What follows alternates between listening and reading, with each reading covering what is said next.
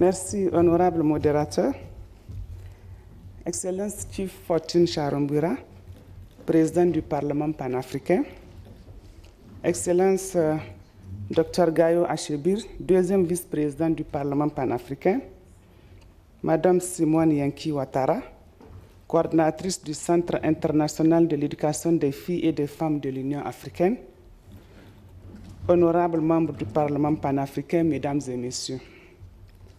Permettez-moi tout d'abord d'exprimer notre très profonde gratitude et notre reconnaissance à vous tous ici présents, venus prendre part à cet important atelier qui se tient sous le thème « Contribution des parlementaires panafricains à la mise en œuvre nationale de la campagne Africa Educates Her, une législation pour assurer des opportunités d'apprentissage post-Covid pour les filles ».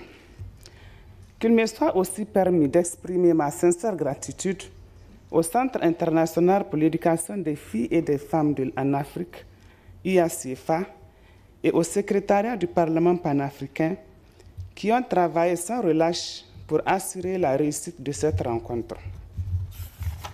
Cet atelier s'inscrit également dans le cadre de la collaboration continue entre l'IACFA et le Parlement panafricain qui a débuté depuis 2017.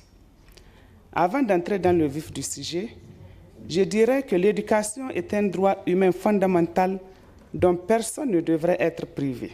En effet, nos jeunes filles devraient jouir de ce droit sans la moindre réserve. Excellences, honorables membres du Parlement panafricain, mesdames et messieurs, aujourd'hui, nous nous réjouissons qu'en tant qu'ambassadeurs des peuples que nous représentons, nous puissions nous réunir dans ce cadre pour trouver des solutions durables à la situation d'infortune imposée à nos adorables jeunes filles du fait de la pandémie de la COVID-19. Il est vrai que depuis l'avènement de cette pandémie, le monde a connu des perturbations fâcheuses et nos jeunes filles ont été parmi les plus durement touchées car ne pouvant pas exercer convenablement leur droit à l'éducation.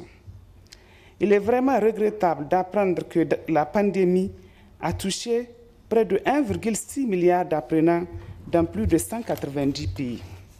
Selon les prévisions de l'UNESCO, 11 millions de filles supplémentaires dans le monde pourraient ne pas retourner à l'école à cause de cette pandémie, ce qui compromet des décennies d'efforts pour inverser les inégalités profondément enracinées en matière de genre. Cet important atelier est appelé à fournir, entre autres, une plateforme au PAP pour partager les politiques innovantes et les réformes législatives adoptées au niveau national pour faire face à l'impact de la COVID-19 sur les systèmes éducatifs en général et sur les jeunes filles et les femmes en particulier. En outre, l'IACFA fera une présentation à l'attention des membres du Parlement panafricain sur le concept de la campagne Africa Educates Her et la déclaration de Dakar sur les pertes d'apprentissage et les stratégies de récupération. Excellences, honorables membres du Parlement panafricain, mesdames et messieurs, à la fin de cet atelier, j'ai bon espoir que les membres du Parlement panafricain réaffirmeront leur engagement à adopter les mesures législatives et politiques nécessaires pour assurer la mise en œuvre de la déclaration de Dakar, car, comme le dit l'adage, la solution de l'Afrique viendra de l'Afrique.